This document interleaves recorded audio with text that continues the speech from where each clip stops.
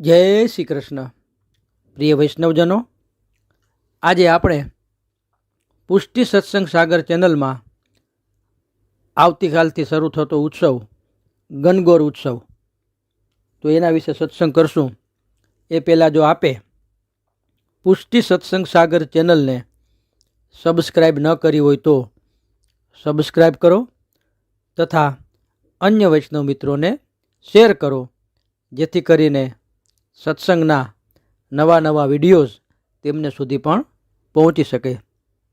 હવે ચૈત્ર સુદ ત્રીજ એટલે કે ગણગોર ઉત્સવની શરૂઆત. આ ઉત્સવ મેવાડ રાજસ્થાન પ્રદેશમાં ધામધૂમથી મનાવાય છે અને સારા પતિ મળે એ કામથી આ બધી કુમારિકાઓ આ ગણગોર ઉત્સવ અને ગણગોરનું પૂજન અને વ્રત કરતી હોય છે.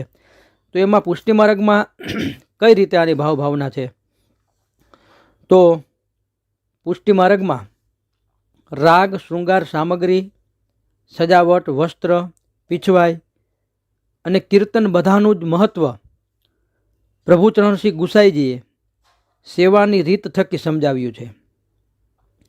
આજે આપણે શ્રી ઠાકોરજીના 16 શિંગારની વાત નથી કરવી, પણ ગણગોરનો તહેવાર રાજસ્થાનનો છે. વ્રજ છોડી મેવાડ પધારેલા શ્રીનાથજીની સેવામાં ગણગોરનો તહેવાર શ્રી યમુના પૂજનના એક ભાગ તરીકે સુહાગન સ્ત્રી પોતાના પતિના લાંબા આયુષ્ય અને તંદુરસ્તી માટે કરે છે, અને કુમારિકાઓ સારો પતિ મળે તે માટે કરે છે.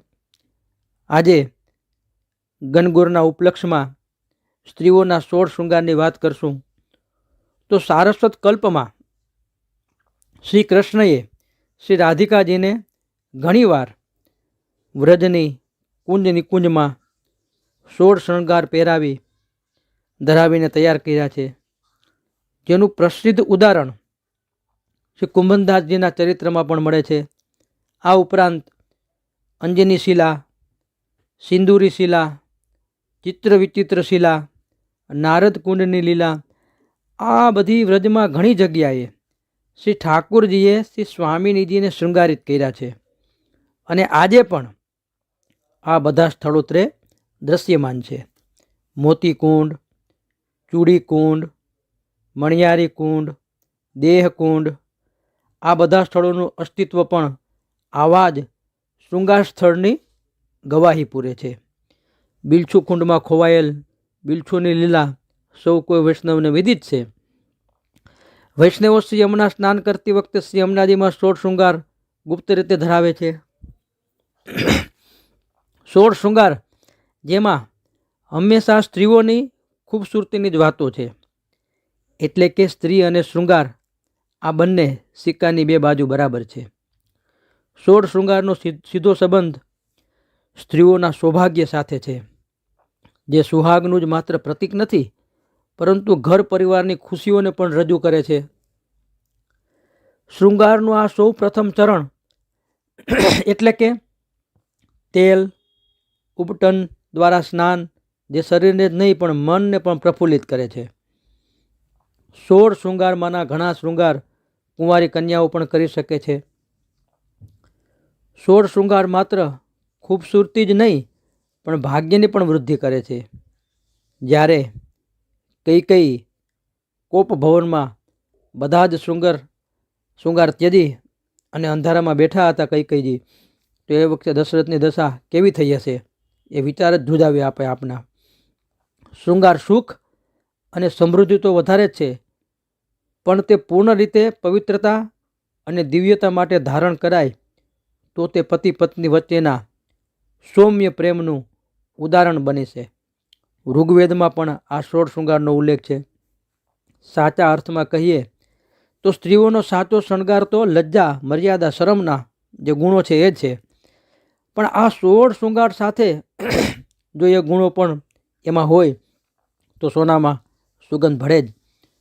પહેલાંના સમયમાં સ્નાન, વસ્ત્ર, હાર, તિલક, કાજલ, કુંડલ, નાકની નથ, કેશ ગુંફન, નુપુર, સુગંધ, અડતો એટલે કે મહાવર, કટી મેખલા, તાંબુલ, આરસી અને મહેંદીની ગણના સોળ શૃંગારમાં થતી હતી.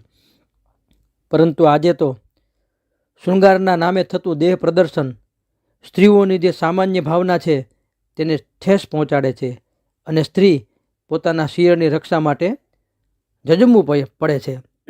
અફસોસની વાત તો એ છે કે વર્તમાન યુગમાં નારી રાત્રે સૂતી વખતે આ બધા શૃંગાર ઉતારે છે અને પતિ ઓફિસે જાય કે ઘરની સેવા પૂજા પૂરી થાય ત્યારે ધારણ કરી અને ઘરની બહાર જાય તો આ શૃંગાર ઘરના સભ્યો કે પતિને બતાવવાને બદલે બહાર બતાવવા માટે સજ્જને તૈયાર થાય છે. અરે લૌકિક પતિની વાત તો બાજુ પર રહી, અલૌકિક પતિ શ્રી ઠાકોરજીની સન્મુખ પણ શૃંગાર વગર લગર વગર જાય છે. તો આ ઘનઘોર ઉત્સવ નાથદ્વારાની અંદર આપણે જો આ સમયમાં ગયા હોય અને દર્શન થયા હોય આપણને તો ખ્યાલ આવે કે ત્યાં એક જ બધા જે દર્શનાર્થી હોય જતા હોય તો જે દિવસની જે ગણગોર હોય, ચૂંદડી ગણગોર હોય તો એવા વસ્ત્રો એને પણ પહેર્યા હોય અને મંદિરમાં પ્રભુના દર્શન કરીએ તો પણ એવા હોય, બધું મેચ હોય. ગુલાબી ગણગોર હોય તો ગુલાબી જ વસ્ત્ર પહેર્યા હોય બધાએ, દર્શનાર્થી હોય બધાએ, અને પ્રભુને પણ ગુલાબી વસ્ત્રથી સજેને શૃંગાર કર્યા હોય. તો આ ઉત્સવ એ ત્યાંનો પ્રધાન ઉત્સવ તરીકે ગણવામાં આવે છે. તો ચૈત્ર સુદ ત્રીજ એટલે ગણગોર ઉત્સવ એ વ્રજમાં ચૈત્ર સુદ ત્રીજને ગૌરી ત્રીજ કહે છે. કારણ કે કુમારિકાઓ ગણગોર પૂજનથી એના મિસ્ત્રી શ્રી ઠાકોરજીની માટે મળી અને સઘન કુંજમાં શૃંગાર અને ભોગ ધરે છે. જેને લૌકિકમાં કુમારિકાઓ પણ સારો પતિ મળે તે ઈચ્છાથી ગૌરી વ્રત પૂજન કરે છે, તેમ કુમારિકાઓને અલૌકિક પતિ નંદકિશોરની પામવાની ભાવના છે. પછી ચૈત્ર સુદ ચોથ એ હરિગણગોર આવે. તે વસ્ત્રો બધા લીલા ધારણ કરે છે અને ઠાકોરજીને પણ ધરાવે છે. નંદકિશોરનું મિલન થવાથી વ્રજભક્તોના હૃદય પુલકિત થયા.